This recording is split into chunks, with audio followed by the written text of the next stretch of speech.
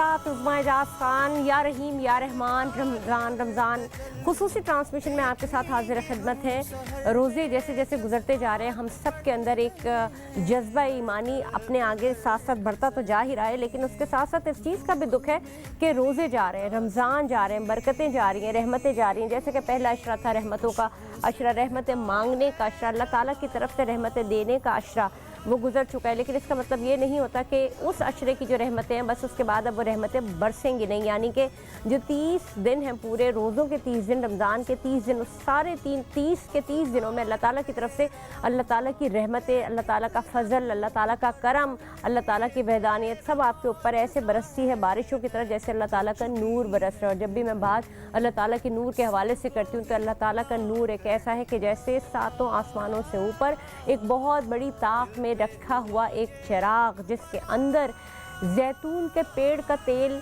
ऐसे गिर रहा है जैसे कि अब जला ही जाता हो, और वो एक ऐसे कंदील में रखा है जो कि दूधिया कंदील है, और उस कंदील का न कोई रुख है, न मशरक़ है, न मग़रिब है, बल्कि उसने पूरे आलम को अपने लपेट में लिया हुआ है। उसकी रोशनी से पूरा आलम मुनव्वर है। बेसिकली ये है अल्लाह ताला का नूर। अल्लाह ताला के नूर की जब हम बात करते हैं तो हम चाहते हैं कि अल्लाह ताला का नूर हमारे अंदर सरायत कर जाए। अगर आपने सूरह नूर पढ़ी हो तो उसमें सूरह नूर में अल्लाह ताला के नूर का तर्जुमा यही है, और आप उसको विजुलाइज़ करके देख सकते हैं और जान सकते हैं, और अपने अल्लाह से अपने लिए अल्लाह का नूर तलब कर सकते हैं, अल्लाह का नूर मांग सकते हैं। अल्लाह का नूर आपके अंदर ऐसे सरायत करता है जैसे आपके जहन को साफ शफाफ कर दे, आपकी आँखों को पुरनूर कर दे, आपकी ज़ुबान में लजाहत भर दे, आपकी ज़ुबान में मिठास भर दे, आपके कानों में खुशियाँ भर दे सुनने के लिए, आपकी आवाज़ को खुशगुलू कर दे, आपके कंधों का बोझ उतार दे, आपके हाथों को ताकत अता कर दे, आपकी कमर को सीधा कर दे, आपके पाँव को से खम निकाल दे और आपके पाँव को सीधे रास्ते पे चलाए। अल्लाह का नूर,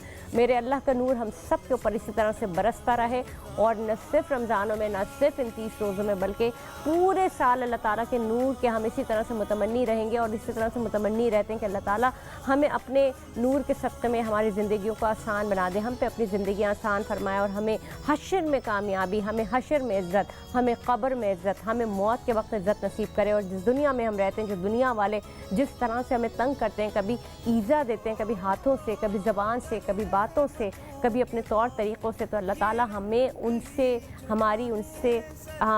निजात दिलाए और हमें उनके शर से महफूज रखे, उन हासिदों के शर से महफूज रखे। आपको पता है कभी हासिद होते कैसे हैं?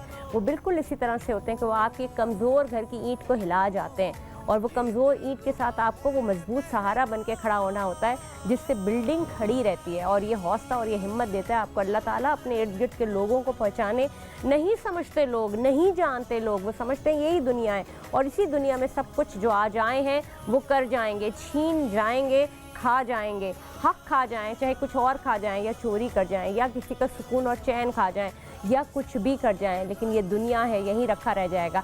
आप अल्लाह से हिदायत अपने लिए मांगे, अपने घर वालों के लिए मांगे, अपने रिश्तों के लिए मांगे, मोहब्बतों के लिए मांगे। बेखबर हो जाए उन लोगों से जिन्होंने आपको सताया है, बेखबर हो जाए उनसे जिन्होंने आपको तंग किया है, बेखबर हो जाए जिन्होंने नेकी होते वक्त और नेकी का इरादा रखते वक्त और नेकी की इस्तिताअत रखते वक्त उन्होंने नेकी ना की। नेकी की इस्तिताअत का मतलब सिर्फ पैसा देना नहीं होता, वो भी नेकी होती है जब आप किसी को तकलीफ़ में देखें तो आप उसको अपना कंधा दें, अपना प्यार दें। वो भी नेकी होती है कि आप मज़लूम के साथ खड़े हो। वो भी नेकी होती है कि आप जालिम के सर पे तलवार चढ़ाएं जो जुल्म कर रहा हो, वो भी नेकी होती है। लेकिन लोग क्या करते हैं, अपने बहन और भाइयों की वजह से अपनी ज़बानों में ताले लगा लेते हैं, अपनी ज़बानों को गंग कर लेते हैं। उन्हें अल्लाह ताला का डर नहीं होता, उन्हें डर नहीं होता कि ये सारे सिलसिले हमारे साथ भी आ सकते हैं। वो माएँ भी शायद अपने बच्चों की, अपने बेटों की जो बुरी आदतें होती हैं, बुरी खसरतें होती हैं, जो वो दूसरी की आई भी औरतों के साथ वो गुनाह कर रहे होते हैं या फिर उनके साथ जुल्म कर रहे होते हैं, उनको देख के आंखें बंद कर लेती हैं। सब का जवाब दिया जाएगा। दूर नहीं है रोज़े महशर, दूर नहीं है। हमें क्यों लगता है कि रोज़े महशर दूर है? अल्लाह ताला एक एक चीज़ का हिसाब पहले तो इसी दुनिया में लेते हैं, लोगों को नज़र नहीं आता, वो मानते नहीं है कि मकाफ़ात अमल होता है। लेकिन जो भी कुछ आप किसी के साथ बुरा करते हैं वो ज़रूर आपके आगे और आपके सामने आता है। इस तरह सामने ऐसे नहीं कहते, लेकिन इंसान इतना नाशुक्र है और इतना ढीठ है कि वो ये नहीं समझ पाता कि कारमा आखिर हो क्यों रहा है उसके साथ। तो इसी तरह से ज़िंदगी का हिस्सा चलता रहता है, और हमारी निजात का तरीक़ाकार भी यही है कि हम अपनी कोताहियों पे अपना एहतसाब करें, उस जगह पे बैठ के अपना एहतसाब करें। हर रोज़ रात को सोते वक्त ये सोचें, न सिर्फ उन लोगों के बारे में जो आपके बारे में गलत सोचते हैं, आप अपने बारे में सोचिए, आप अपना एहतसाब कीजिए और उस एहतसाबी कैफियत को आप जानिए कि आज आपसे क्या गलतियाँ सरजद हुई हैं और क्या नहीं हुई हैं, और अगर अच्छे काम हुए तो उसको प्रमोट कीजिए, और अगर कहीं कोताही हुई है तो उसकी अल्लाह से माफ़ी मांगिए, दूसरों को भी माफ़ कीजिए, अपने आप को भी माफ़ कीजिए, और माफ़ करके अल्लाह ताला से माफ़ी मांग के अपनी ज़िंदगी और अपनी रात को गुजारिए। जनाब मज़ीद भी बात करेंगे, बहुत सारी बातें हैं मेरे पास करने के लिए, लेकिन एक ब्रेक का वक्त आ गया है। तो देख रहे हैं आप या रहीम या रहमान रमज़ान रमज़ान। मिलते हैं एक ब्रेक के बाद आपके साथ उज़्मा इजाज़ खान।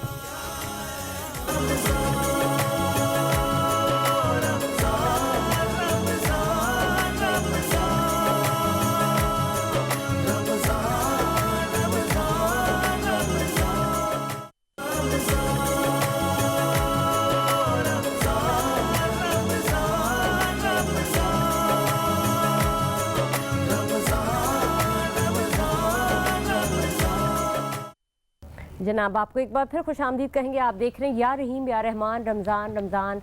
इतनी खूबसूरत, इतनी मोहब्बत वाली ये ट्रांसमिशन है जब इसका आगाज़ होता है, और मुझे नहीं पता लगता कि कब उसका इख्तिताम हो गया। जैसे कि मैंने मुतअद्दिद बार ये बात आपसे कही है कि मैं एक तालिब इल्म हूँ और मैं यहाँ पे बैठ के ये प्रोग्राम करने नहीं बैठती, मुझे इससे फैज़याब होती हूँ और मुझे बहुत मज़ा आता है, दिली सुकून मिलता है। और ये एक डिस्कशन लाउंज होता है जिसमें हम तालीम हासिल करते हैं और अपने लोगों को जो देखने और सुनने वाले हैं उन तक वो पहुँचाने की कोशिश करते हैं। आज भी इसी तरह का एक बहुत ही खूबसूरत सा टॉपिक हमारे साथ है जिसको हम डिस्कस करेंगे। मेरे साथ मौजूद है मेरे बहुत ही मुअज़्ज़ज़ मेहमान ग्रामी, उलमा कराम से हम बात करते हैं, इस्लामिक स्कॉलर्स होते हैं, बहुत ही खूबसूरत बयान देते हैं और हमें सिखाते हैं वो दीनी तालीम जिससे हम खुद भी अपने आप को मुअत्तर करते हैं। मेरे साथ मौजूद है मुफ्ती सादिक नक्शबंदी साहब। अस्सलाम वालेकुम, कैसे हैं आप? ठीक ठाक हैं? खैरियत से? तबीयत अच्छी है? रोज़े अच्छे गुजर रहे हैं? आसानी से? हाँ, बस ये है कि कल कुछ गर्मी लग रही थी, कल कुछ गर्मी ज़्यादा लग रही थी। अच्छा। और हत्ता कि ज़िक्र अस्कार आज ज़्यादा पढ़ा जी,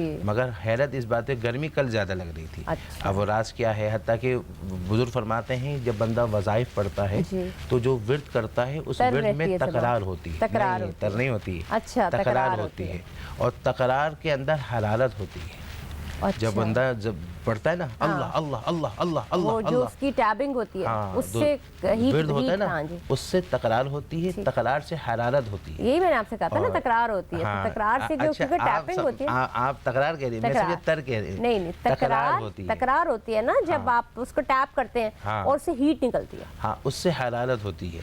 अब वो हरारत जो होती है ना, उस हरारत से नूर पैदा होता है। क्योंकि आपने देखा कि दो पत्थर को जब रगड़ेंगे तो आग निकलेगी। इसी तरह जब जंगलात के अंदर जब दरख्त के जो है आपस में चाके जब हवाओं की टकराव से लगती है तो शुआएं बढ़ती है और जंगलात में आग लग जाती है। तो इसी तरह अब हत्ता कि कल जो है वो विर्द इतना नहीं पड़ा और आज विर्द ज़्यादा पड़ा, मगर कल गर्मी लग रही थी, आज महसूस नहीं हो रहा। अल्लाह की मर्ज़ी कि कल वो जो आपकी जो हिद्दत भी होती है ना, जिसको हिद्दत कहते हैं, कभी आपके बॉडी का टेम्परेचर भी ज़्यादा होता है और फिर कभी आपके ऊपर उसके असरात ज़्यादा पड़ रहे होते हैं। असल में ऐसा भी होता है, जिक्र में भी तो ताकत है ना कितनी। जिक्र की मैंने तो ऐसा भी देखा कि सर्दियों की सख्त सर्दियों में और बंदा ऐसा भी है कि भाई मैं भी सफ़र में जा रहा हूँ कहीं बयान में रात को, और मेरे साथ भी बंदा जा रहा है और वो बंदा ठटर रहा है और ठटर रहा है और मैं हाथ में तस्वीर में पढ़ रहा हूँ, मुझे ऐसा लग रहा है जैसे मैं तंदूर में बैठा हूँ। वजह क्या है कि वो ठटर रहा है और उम्र में तकरीबन करीब 2-4 साल का फ़र्क होगा और वो ठटर रहा है और मुझे ऐसा लग रहा है क्यों कि वो ज़िक्र की बरकत से जो उसमें जो हरारत, उस हरारत की, उस तकरार की हरारत, उस हरारत से जो शिद्दत और उस शिद्दत से नूर जो है ना वो होता है। तो वो अल्लाह की मर्ज़ी है, बस अल्हम्दुलिल्लाह, अल्लाह का बहुत शुक्र है। अच्छा, बड़ी खूबसूरत बात है। लेकिन रोज़ों में जब हम बात करते हैं, हम टॉपिक की जानिब आते हैं, लेकिन रोज़ों में जो ख़ास इबादत होती हैं वो तो अपनी वही मखसूस इबादत है ना जो हम नॉर्मली कर रहे होते हैं। हम नमाज़ पढ़ते हैं, हम कुरान पाक पढ़ते हैं, तफसीर करते हैं, फिर क़यामुल लैल करते हैं, यानी कि तरावी पढ़ते हैं और बहुत सारे ख़त्म कुरान करते हैं। लेकिन इसके अलावा जो ज़िक्र है, अगर आप तर रखें अपनी ज़बान को ज़िक्र से, तस्बीहात करते हैं तो उसका कितना फ़ायदा। वैसे तो अमली ज़िंदगी में और नॉर्मल ज़िंदगी में भी बड़ा फ़र्क पड़ता है। ये मेरा भी आजमाया हुआ है कि आपके अंदर से ना जब निकल रही होती है। हाँ, असल में देखें बात ये है कि एक होता है, एक बुजुर्ग से पूछा कि ज़िक्र कितना करना चाहिए। हमारे यहाँ कोई 1000 दफ़ा, कोई 10,000, कोई 11,000 पढ़ ले तो वो कहता है यार बहुत मैंने पढ़ लिया। एक बुजुर्ग से किसी ने कहा कि हज़रत ज़िक्र कितना करना चाहिए, आपने फरमाया मखलूक की तादाद के मुताबिक। اچھا کہا کہ کیا ممکن ہے کہ ایک دن میں بندہ مخلوق کی تعداد، اب خالی انسانی مخلوق ہی تقریباً 8.5 ارب ہے بالکل، اور 18,000 مخلوق ہے. لیکن نقشبندی صاحب ایسا بھی تو ہوتا ہے نا کہ ابھی چیزیں پڑھتے پڑھتے وظیفے پلٹ جاتے ہیں، لوگ کہتے ہیں وہ الگ بتا رہا ہوں، وہ اس کا جواب الگ ہے. اب کہا مخلوق میں خالی انسان ہی 8.5 ارب تقریباً ہے اور مخلوق میں 18,000 مخلوق ہے. اور وہ کہہ رہے روزانہ مخلوق کی تعداد کے مطابق کیا یہ ممکن ہے، ان بزرگ سے کہا کیا یہ ممکن ہے کہ جتنی مخلوق ہے اتنی تعداد کے مطابق ذکر ہو جائے؟ انہوں نے کہا ممکن ہے. کہا کیسے؟ انہوں نے کہا کہ انسان جو ہے وہ جو توجہ دل پر رکھتا ہے نا، تو اس کے انسان کے اندر جو خون کے خلیے ہیں وہ اربوں ہیں. اچھا، وہ سب ذکر کرتے ہیں. اور جب بندہ اپنے ذکر پر ایک توجہ جو رکھتا ہے نا، جس کو ہم نقشبندی سلسلے میں کہتے ہیں خطکار میں دل پروردگار میں، تو وہ جو توجہ رکھتا ہے دل پر، تو وہ ایک سیکنڈ میں جو اس کی جسم پر جو اللہ کا اسم کا توجہ جاتی ہے نا، تو وہ جو محنت والا عام بندہ نہیں، کھلا ڈلا نہیں، محنت کر جس نے محنت کر کے مقام پر پہنچا ہے، تو اس کا وہ جو انسان کے جو اربوں خلیے ہیں، ایک سیکنڈ میں اربوں خلیوں میں وہ ایک اسم ذات کا توجہ جا کر اس اربوں خلیوں کے اندر ذکر ہوا. اور جب 24 گھنٹے کے اندر ذکر ہوتا ہے تو اب بتائیے خربوں سڑبوں جڑبوں کتنے ذکر ہوتے ہوں گے، تو مخلوق کی تعداد کے مطابق ذکر ہو سکتا ہے. بالکل.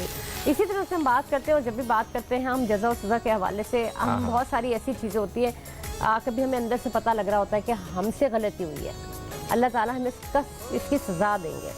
کبھی کبھار ہمیں ایسا لگ رہا ہوتا ہے، ہمارا دل خوش ہوتا ہے کہ ہم سے نیکی ہوئی ہے، تو ہمارا دل خوش ہوتا ہے کہ اللہ تعالیٰ ہمیں اس کا صلا دیں گے. تو جزا اور سزا کا اسلام میں تصور کیا ہے، فلسفہ کیا ہے؟ دیکھیں، سب سے پہلی بات یہ ہے کہ ایک ہے جزا اور سزا دنیا میں، اور ایک جزا و سزا آخرت میں. اچھا، دوسرا قرآن نے فرمایا فَبَعَثَ اللَّهُ النَّبِيِّينَ مُبَشِّرِينَ وَمُنذِرِينَ، کہ اللہ نے انبیاء کرام کو مبعوث فرمایا بشارت دینے والے اور ڈرانے والے.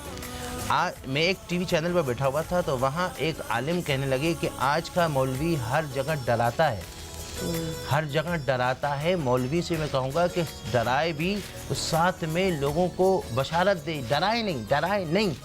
تو میں نے ان سے کہا، میں نے کہا ہم نبیوں کی جب آپ ذمہ داری دیکھتے ہیں تو اللہ فرماتا ہے فَبَعَثَ اللَّهُ النَّبِيِّينَ مُبَشِّرِينَ وَمُنذِرِينَ، کہ اللہ نے انبیاء کرام کو مبعوث کیا، وہ بشارت بھی دیتے ہیں اور ڈراتے بھی ہیں.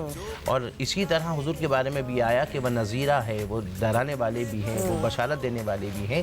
تو یہ بشارت دینا اس لیے ہے کہ کچھ لوگ اس طرف آئیں گے خوشخبری اور ذوق کے ساتھ، عبادت کے ذوق، جنت کے شوق کے ساتھ اس طرف آئیں گے، اور کچھ لوگ جہنم کے خوف سے آئیں گے. کچھ لوگ کو یہ پتہ ہوتا ہے کہ پڑھیں گے تو یہ ڈگری ملے گی، اور کچھ لوگ کو ماں باپ کا ڈنڈا آگے بڑھاتا ہے. تو اس طرح جو ہے کچھ لوگ ذوق سے آتے ہیں، کچھ لوگ جو ہے وہ خوف سے آتے ہیں. یہ تو ہے یہ سارا. اب جو سزا اور جزا، اس سزا اور جزا کی طرف ہم آتے ہیں، تو یہاں دنیاوی حوالے سے باقاعدہ سزائیں میں بعض سزائیں شریعت نے معین کی ہیں، اور جس کو شریعت معین کر دے سزا کو، اس کو حدود کہا جاتا ہے. اور جس کو شریعت معین نہ کرے بلکہ قاضی اپنے قاضی وقت اس کی سچویشن کے مطابق، حالات کے مطابق جو سزا کا تعین قاضی کرے، اس کو تعزیر کہا جاتا ہے.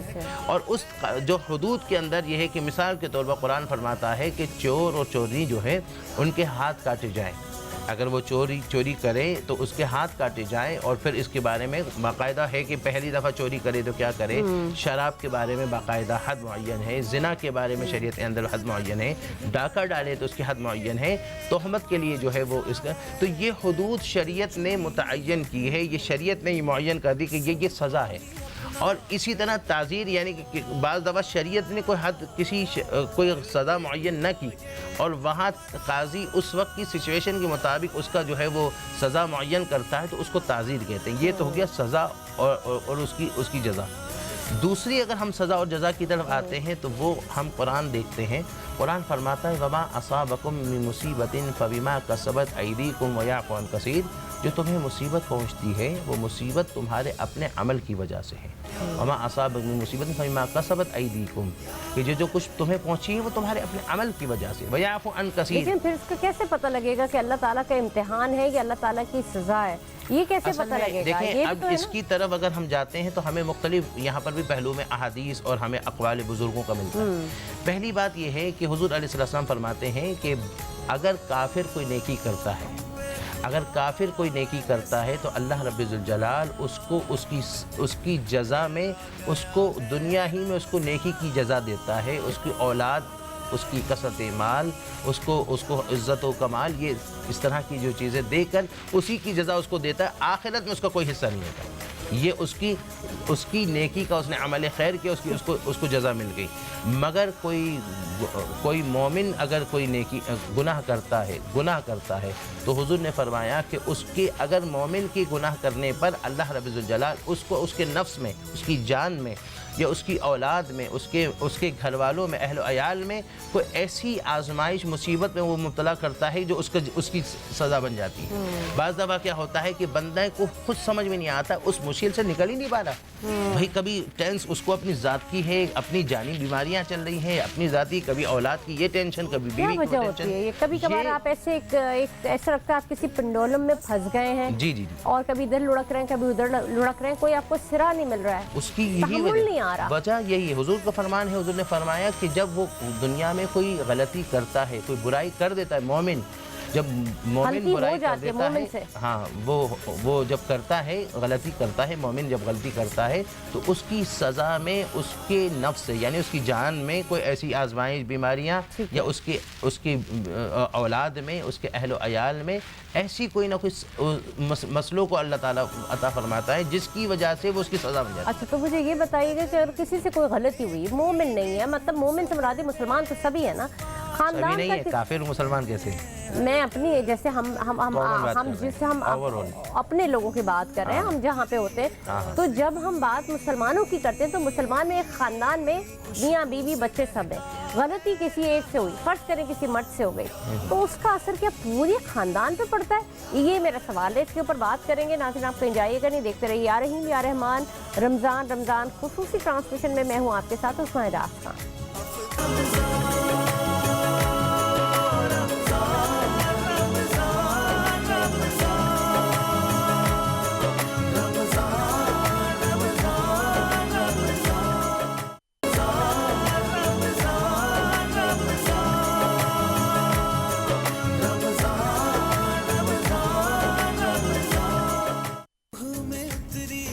یا رحیم یا رحمان رمضان خصوصی ٹرانسمیشن آپ کو ایک بار پھر خوش آمدید کہتے ہیں۔ بات کریں تو ہم جزا و سزا کے حوالے سے، اس کے فلسفے کے حوالے سے اس جانب آئیں گے، لیکن پہلے اپنے دوسرے مہمان گرامی سے بھی آپ کا تعارف کراتی چلوں۔ بہت ہی معزز ہمارے مہمان ہوتے اسلامک اسکالر ہیں مفتی محبوب حسن صاحب، السلام علیکم، کیسے ہیں؟ ٹھیک ٹھاک ہے، خیریت سے؟ ہم بات کر رہے تھے جزا و سزا کے فلسفے کے حوالے سے کہ جزا اور سزا کا فلسفہ ہے کیا، تو پہلے آپ بھی ہمیں تھوڑا سا اس پر روشنی ڈالیے گا، پھر میں نقشبندی صاحب سے اس کے پاس آؤں۔ اعوذ باللہ من الشیطان الرجیم، بسم اللہ الرحمن الرحیم۔ اللہ تبارک و تعالیٰ قرآن مجید و فرقان حمید کے اندر ارشاد فرماتا ہے وَكَتَبْنَا عَلَيْهِمْ فِيهَا أَنَّ النَّفْسَ بِالنَّفْسِ وَالْعَيْنَ بِالْعَيْنِ وَالْأَنْفَ بِالْأَنْفِ وَالْأُذُنَ بِالْأُذُنِ وَالسِّنَّ بِالسِّنِّ وَالْجُرُوحَ قِصَاص۔ آمنت باللہ، صدق اللہ العلی العظیم۔ میں نے ایک آیت مبارکہ کا جز آپ کے سامنے تلاوت کیا ہے۔ اس آیت مبارکہ کے اندر اللہ تبارک و تعالیٰ نے یہاں پر خاص طور پر جو سزا کے طور پر اور جزا کے حوالے سے جو قصاص کے جو معاملات ہیں اس کو اللہ تبارک و تعالیٰ نے نقل فرمایا ہے، اور نقل اس انداز میں فرمایا ہے کہ اللہ تبارک و تعالیٰ فرماتا ہے قرآن مجید کے اندر، ہم نے جو ہے وہ تمہارے لیے برابری کے معاملات رکھے ہیں، کہ جان کے بدلے جان رکھی ہے، ناک کے بدلے ناک رکھی ہے، دانتوں کے بدلے دانت رکھے ہیں، یہاں تک کہ جو اس کی جب اس آیت مبارکہ کی مفسرین نے تشریح فرمائی تو اس میں یہاں تک لکھتے ہیں کہ جو ناخون ہیں، اگر کسی کے ذریعے ناخون کا کوئی نقصان پہنچا تو اللہ تبارک و تعالیٰ نے اس کے بدلے میں ناخون کا قصاص رکھا ہے، یعنی جی، تو یہ تو ایک دنیاوی طور پر تھا۔ اب جو ہمارا موضوع ہے سزا اور جزا کے اعتبار سے، تو انسان دنیا کے اندر یہ بات یاد رکھیں، ہمارے ناظرین بہت سارے یہ سمجھتے ہیں کہ شاید وہ دنیا کے اندر برے کام کرتے رہیں گے اور اس کے باوجود ان کو جنت میں ڈال دیا جائے گا، ایسا نہیں ہے۔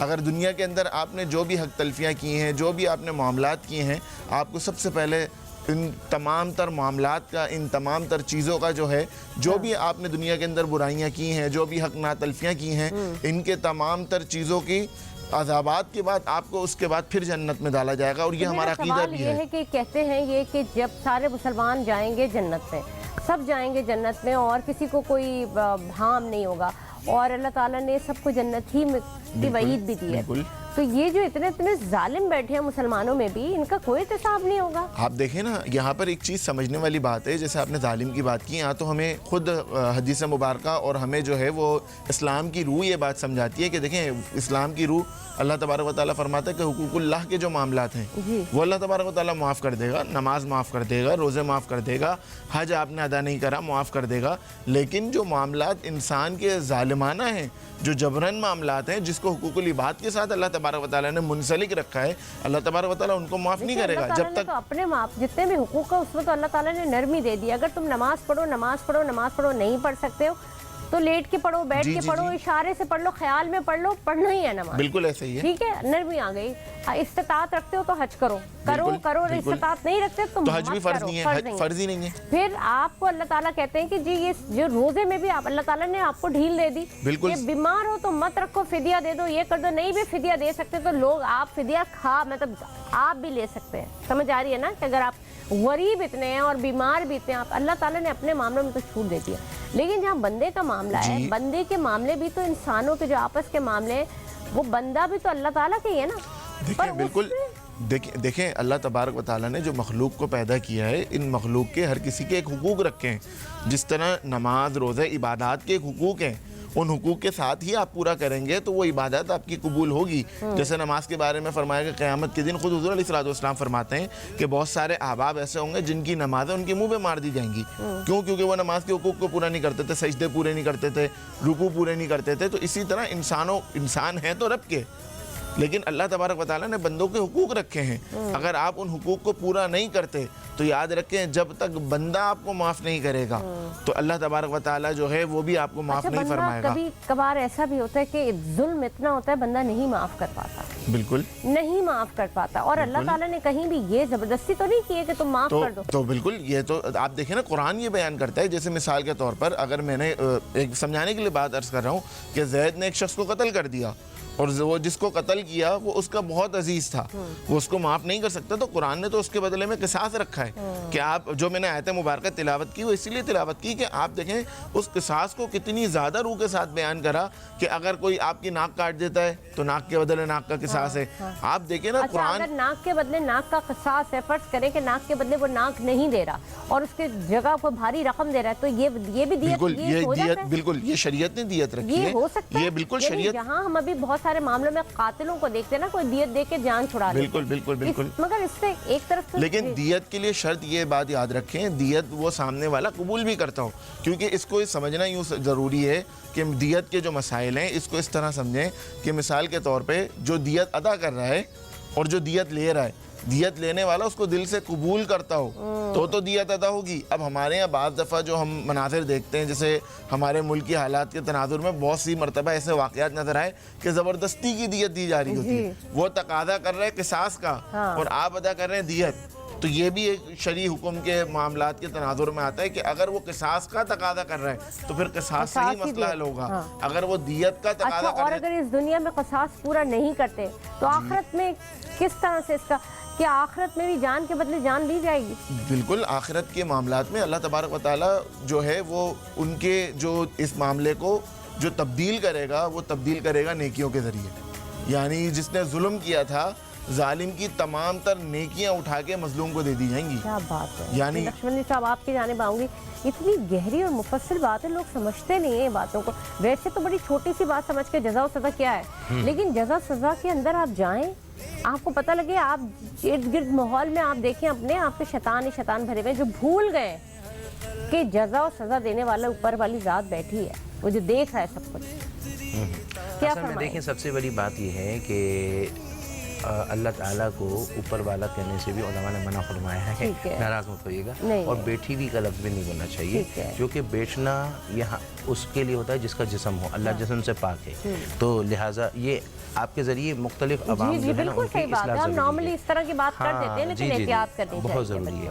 اچھا اب معاملہ یہ ہے آپ ہی لوگوں سے تو اصلاح کرتے ہیں اپنی. جی بہت اچھی بات ہے، یہ آپ کی کوالٹی ہے اور اسی طرح عوام بھی سیکھے گی انشاءاللہ. پہلی بات یہ ہے کہ سزا اور جزا نہ ہو تو سارا نظام ہی جو ہے وہ دھرم برم ہو جائے. بالکل. آج یہاں دیکھیں کہ بھائی جانور میں درندہ کس کس کو کیسے مار رہا ہے، کیا ہو رہا ہے. اور آج انسان بھی حیوان بن چکا ہے کہ جس کی لاٹھی ہے اس کی بھینس ہے، بس ظالم مظلوم بظلم کر رہا ہے۔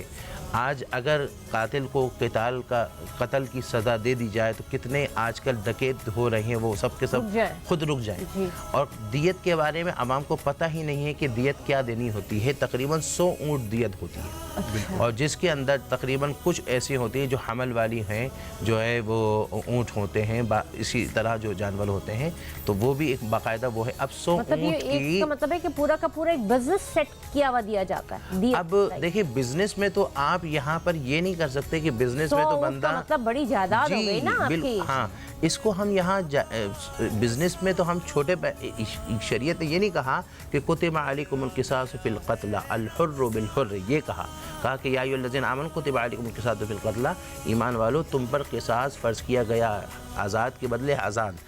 آگے پھر اس کی تفصیل میں آتا ہے، اس میں یہ ہے کہ آزاد کے بدلے آزاد، پھر اگر نہیں تو دیت میں یہ نہیں کہا کہ اس کا کاروبار سیٹ کرو، یہ نہیں۔ جیسے آپ کی بات میں سمجھ گیا ہوں، مگر میں جو عوام کو سمجھا رہا ہوں اس میں یہ ہے کہ اتنی بڑی تعداد 100 اونٹ جو ہے، اور اس میں بھی حمل والی اتنی ہو، اور اتنی جو تعداد، اس میں کوالٹیز بھی ہے، وہ سب کو معین کر کے دیا جائے، تاکہ اب 100 اونٹ کا مطلب آپ بتائیے کتنی بڑی رقم بن جائے گی۔ اب مجھے تو پتہ ہی نہیں ہے کہ اونٹ کتنے کا ہے، کم سے کم بھی اگر 1 لاکھ روپے بھی اونٹ رکھا جائے، 3 لاکھ کا تو ہوگا ہی ہوگا، ہمارے سے مرا جو ہے وہ اگر 1.5 لاکھ کا بھی تو 1.5 کروڑ روپے۔ اب یہ دیت ہے، یہ دیت ہے۔ آج ہمارے اسلام میں قانون، ہمارے مسلمانوں میں قانون اسلام کہاں ہے، اسلامی قانون کہاں ہے؟ آج قرآن کہتا ہے کہ فَاقْطَعُوا أَيْدِيَهُمْ جَزَاءً بِمَا كَسَبَا، ہاں کہ بھئی ان کے ہاتھوں کو کاٹو۔ حضور کے بارگاہ میں حضرت ابوبکر صدیق کہتے ہیں، حضور کے بارگاہ میں ایک شخص کو لایا گیا، اور جب حضور کے بارگاہ میں لایا گیا تو شریعت کا حکم ہے کہ پہلی دفعہ چوری کرے تو سیدھا ہاتھ کاٹ دو، اور حضور نے فرمایا جب اس کے بارے میں کہا اصل اس کا کیا حکم ہے، آپ نے کہا قتل کر دو۔ حضرت ابوبکر صدیق کہتے ہیں، اسی کے اوپر بات کریں گے کیونکہ بات بڑی گہری ہے اور بڑی ایمان انسان کا تازہ ہوتا ہے جب شریعت کی اور شریعت کے حوالے سے جو سزائیں متعین کی گئی تھی اس کے اوپر تو کوئی بات ہی نہیں کرتا۔ ناظرین ملتے ہیں بریک کے بعد، آپ دیکھ رہے ہیں یا رحیم یا رحمان، رمضان رمضان، آپ کے ساتھ ہوں میں عظمیٰ اعجاز خان۔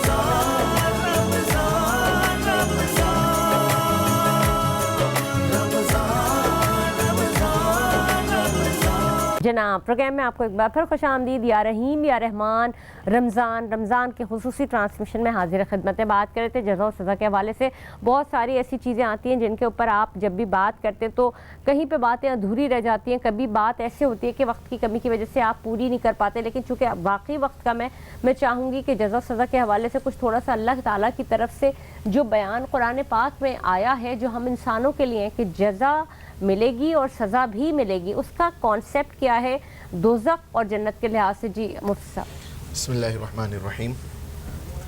اللہ تبارک و تعالیٰ نے جس طرح اپنے قرآن مجید کے اندر بات کی ہے، قرآن مجید کے اندر نیک لوگوں کی جزا کے بارے میں بیان فرمایا کہ وَبَشِّرِ الَّذِينَ آمَنُوا وَعَمِلُوا الصَّالِحَاتِ أَنَّ لَهُمْ جَنَّاتٌ تَجْرِي مِن تَحْتِهَا الْأَنْهَارُ خَالِدِينَ فِيهَا، کہ جو لوگ نیک ہیں ان لوگوں کے بارے میں اللہ تبارک و تعالیٰ نے فرمایا کہ ہم ان کو خوشخبری دیتے ہیں کہ ہم نے ان کے لیے جزا رکھی ہے۔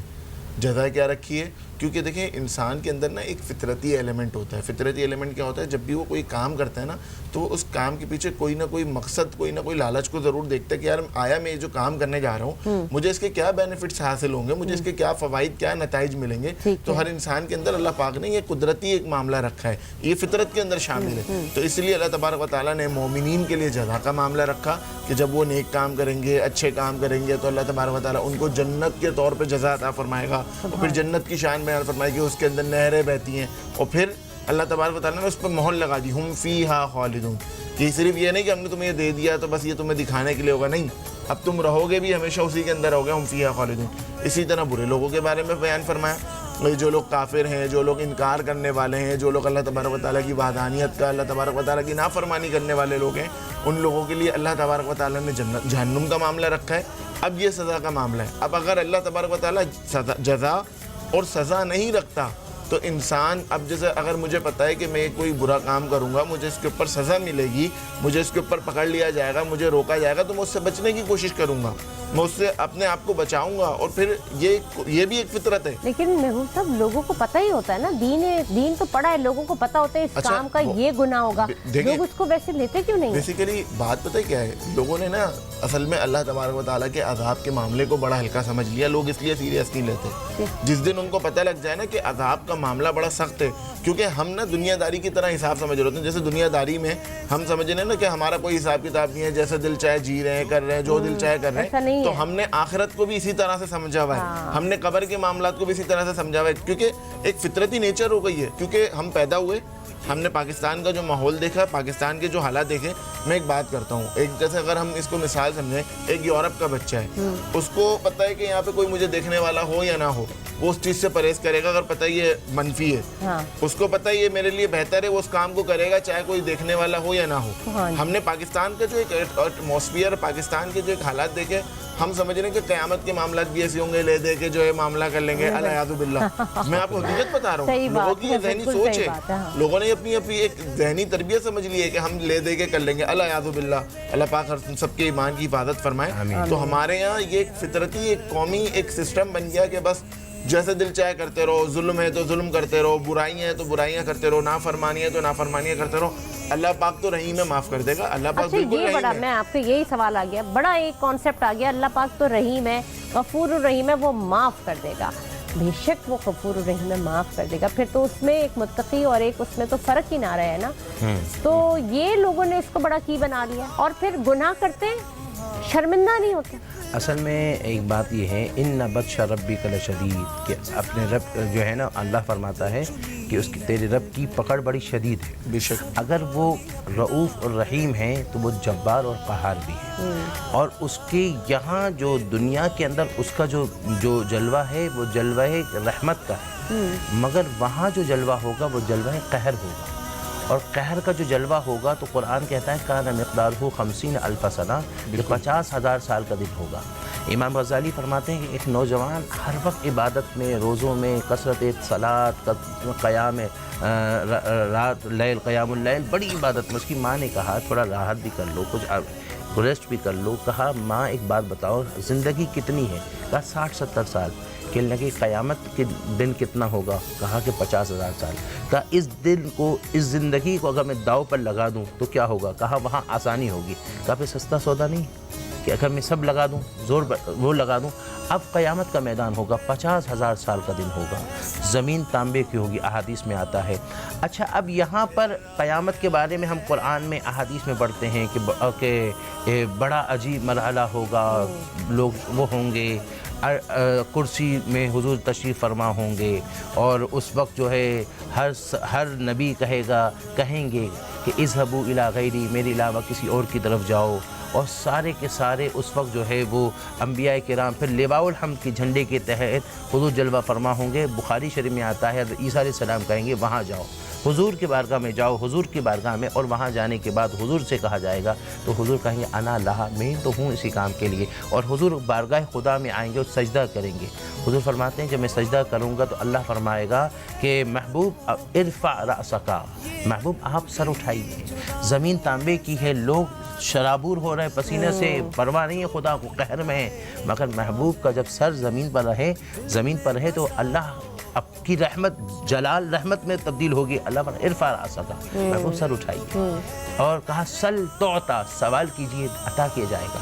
اشفع تشفع، شفاعت کیجئے، شفاعت قبول کی جائے گی.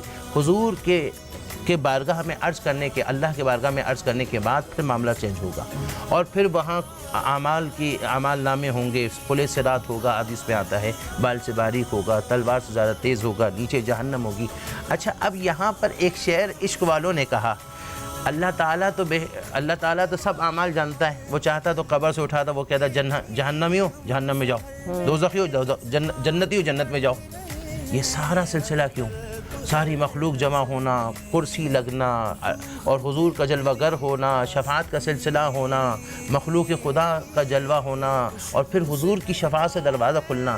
تو یہاں پر ایک شاعر نے ایک شعر کہا فقط اتنا سبب ہے انعقاد بزم محشر کا، ان کی شان محبوبی دکھائی جانے والی ہے۔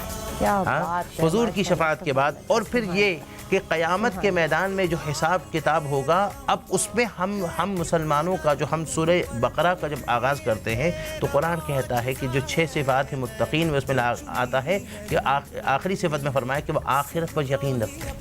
جب آخرت پر یقین رکھتے ہیں، بندے کو پتہ ہوگا میری غلطی پر مجھے سزا ملے گی، اور آپ کو یہ بھی عرض کرتا چلوں، آپ کا دیکھیں جب آپ کو پتہ ہوگا کہ میری غلطی پہ مجھے سزا ملے گی تو پھر آپ روک لگے گی نا، آپ کو روک لگے گی، ڈر لگے گا نا ڈر آپ کو۔ لگے گا۔ اور دوسری بات، مجھے ایک سوال ایک اور آپ سے پوچھتی ہوں کہ ٹھیک ہے آپ نے گناہ کیا، گناہ ہو گیا، پھر گناہ پہ شرمندہ تو ہو، یہ بھی ایک چیز ہے، لیکن اس کے ساتھ ساتھ یہ کہ پھر یا تو وہ آداب آنے چاہیے، اللہ کو لاڈ اٹھانے کے، اللہ کے لاڈ اٹھانے کے آداب بھی تو آنے چاہیے نا۔ آپ کی عبادت کا تقاضا تو ہے کیسے وہ لاڈ اٹھاؤ اللہ کے۔ سبحان اللہ۔ اصل بات کیا ہے میری بہن عظما جی؟ اصل بات یہ ہے کہ ہمارا ایمان اتنا کمزور ہو گیا، جب قرآن کہتا ہے علم یعلم ان اللہ یرا، کیا وہ نہیں جانتا کہ اللہ دیکھ رہا ہے؟ اگر اس کا یقین اتنا پکا ہو جائے کہ اللہ دیکھ رہا ہے تو وہ گناہ کی طرف جائے گا کیسے؟ وہ گناہ کی طرف اگر سامنے اگر کوئی گناہ کرتے ہوئے دیکھے باپ کھڑا ہوا ہے، بیوی کھڑی ہوئی ہے، تو بندہ بچے گا نہیں میری ماں دیکھ رہی ہے، میرا باپ دیکھ رہا ہے، میری بیوی دیکھ رہی ہے۔ شیطان ایسے ہوتے ہیں وہ بڑے ڈھٹائی کے ساتھ ان کے سامنے بھی کرتے ہیں، اگر اس کا مطلب وہ اندر سے ان کا زمین مردہ ہو چکا ہوتا ہے۔ ایسے بھی لوگ ہوتے ہیں۔ ہاں ان کا حیا چلی جائے۔ ہاں حضور نے فرمایا اذا لم تستحی فاصنع ما شئت، حضور نے فرمایا جب تم میں حیا نہ رہے تو جو چاہو سو کرو۔ تو یہ جب بندہ بے حیا ہو جاتا ہے تو پھر وہ ڈھیٹ ہو جاتا ہے، جو اس کو ڈھیٹ پرواہ کو نہیں نہیں ہوتی۔ سمجھایا جا سکتا، یہ ڈھیٹ کی جزا سزا کا کوئی عمل نہیں ہوتا۔ اصل میں یہ ہوتا ہے ماحول کا اور اس کو صحبت کا بڑا اثر ہوتا ہے۔ وہی ڈھیٹ، وہی اگر ایسا جو ہے وہ ظالم قسم کا اگر کبھی کسی کی صحبت میں بیٹھے تو اللہ والوں کے بارے میں حضور نے فرمایا ہم القوم لا یشقی بہ جلیسہم، کہ یہ وہ قوم ہے ان کی صحبت میں رہنے والا کوئی بدبخت نہیں ہوتا۔ تربیت، مائنڈ سیٹ، وہ خود سوچے، وہ خود تدبر کرے۔ اور یہاں ایک بات یاد آ رہی ہے مجھے کہ حضرت شیخ فتح موصلی کی بیوی جو ہے نا، ان کی ناخن نکل گیا، ناخن جو نکلا تو خون نکلنے لگا، تو ظاہر ہے اگر آپ اور ہمارا ناخن نکلے تو ہم روئیں کرے، مگر آپ مسکرانے لگی، ہنسنے لگی، تو شیخ فتح موصلی نے کہا کیوں ہنس رہی ہو؟ تو کہا کہ یہ جو ناخن نکلا نا، اس نکلنے پر جو مجھے تکلیف ہوئی، اس تکلیف پر جو میں صبر کروں گی، اس صبر پر مجھے اجر ملے گا، اس خوشی میں مجھے ہنسی آ رہی ہے۔ میں آپ کو کیا بتاؤں بات، یہ دنیا ہے، اس دنیا میں لوگ بھی کہیں نہ کہیں ایسے ہوتے ہوں گے، کہیں تو بیٹھے ہیں، کچھ نہ کچھ بیٹھے ہیں، تو اسی لیے رب کی شان ہے۔ اسی لیے میں عرض کر رہا ہوں کہ پہلے تو سزا و جزا میں ہمارے ملک پاکستان یا اسلامی جمہوریہ کو ان کو چاہیے کہ چلیں ایک منٹ رہ گیا، میں چاہتی ہوں کہ آپ ایک دعا کرائیے ہم سب کے لیے، اللہ تعالیٰ ہم سب کو اپنی عافیت میں رکھے اور ہمیں جزا و سزا کا ہمیں ماحول ملے۔ تو آپ اللہم صلی علی سیدنا محمد النبی الامین الطاہر المطہر وعلی آلہ وسلم۔ پیارے اللہ ہم سب کی یہ محفل کو اپنے بارگاہ میں قبول فرما، یا الہ العالمین ہمیں وہ عمل جس سے وہاں ہمارے لیے آسانی ہو، وہ عمل صالح کی ہمیشہ توفیق عطا فرما، شیطان اور نفس کے شر سے، اور اے اللہ نفس امارہ کے غلبے اور شر سے، اور اے اللہ غفلت سے ہمیں محفوظ فرما۔ یا الہ العالمین تیری یاد میں رونے والی آنکھیں عطا فرما، تیری محبت کا پاکیزہ جام عطا فرما۔ اے اللہ ہمیں دنیا میں رحمت مصطفیٰ، قبر میں معرفت مصطفیٰ، حشر میں شفاعت مصطفیٰ، حوض کوثر پر جام مصطفیٰ، پل صراط پر صدائے مصطفیٰ، اور جنت میں رفاقت مصطفیٰ عطا فرما۔ پیارے اللہ ہم بیکار ہیں، گناہ گار ہیں، رمضان کے ایسے پر لمحات، پر مقدس دن ہم سے جدا ہو گئے ہیں، ہم کسی ایک دن کا بھی حق ادا نہ کر سکے، پیارے اللہ ہمیں معافی عطا فرما، پیارے اللہ ہمیں معافی عطا فرما۔ ہمارے سامنے اب بڑے اچھے اچھے دن آ رہے ہیں، اے اللہ شب قدر کے لمحات بھی آنے والے ہیں، اے اللہ ہمیں ہمت کر کے اس کا ایک ایک لمحہ عبادت میں، ریاضت میں، ذکر میں، تسبیحات میں، قیام میں، قرآن کی تلاوت میں، ذکر اذکار میں گزارنے کی اللہ توفیق عطا فرما۔ یہ اللہ یہ رمضان کا یہ دن، یہ لمحے گزر جائیں گے، اگلا رمضان جب آئے تو یا اللہ ہم تیرے بارگاہ میں تیرے محبوب کا وسیلہ دے کر عرض کرتے ہیں کہ ہمیں مکے اور مدینے کی حاضری عطا فرما، ہمیں گنبد خضرا کا دیدار عطا فرمانا، گنبد خضرا کا دیدار عطا فرمانا۔ یا الہی دکھا وہ مدینہ کیسی بستی ہے جہاں میرے مولا رات دن تیری رحمت برستی ہے۔ آمین الہی صلی اللہ آمین تعالی علی الہی خیر صلی اللہ خلقہ علیہ ونور وآلہ عرشہ وزینۃ فرشہ محمد مبارک وسلم برحمتک یا ارحم الراحمین۔ بہت بہت شکریہ آپ کا دونوں حضرات کا، آپ نے ہماری محفل کی جان چار چاند لگا دی۔ اللہ تعالیٰ ہم سب کی اور آپ کی دعاؤں اور ہم سب کی دعاؤں کو قبول فرما لے اور ہمارے آنسوؤں کو اپنی بارگاہ الہی میں قبول فرما لیجئے۔ بہت بہت شکریہ مفتی صادق نقشبندی صاحب، آپ کا بہت شکریہ، اور ساتھ ساتھ مفتی محبوب حسین، آپ کا بھی بہت شکریہ۔ آپ دونوں آپ یہاں پہ آئے اور آپ ہمارے پروگرام میں واقعی چار چاند لگا دی۔ انشاءاللہ آپ سے آگے بھی ملاقات ہوتی رہے گی۔ تو پروگرام میں اب تک کے لیے اتنے ہی۔ آپ دیکھ رہے تھے یا رحیم یا رحمان رمضان رمضان رمضان کے خصوصی ٹرانسمیشن۔ پھر آپ سے ملاقات ہوگی، اجازت دیجیے، اللہ حافظ۔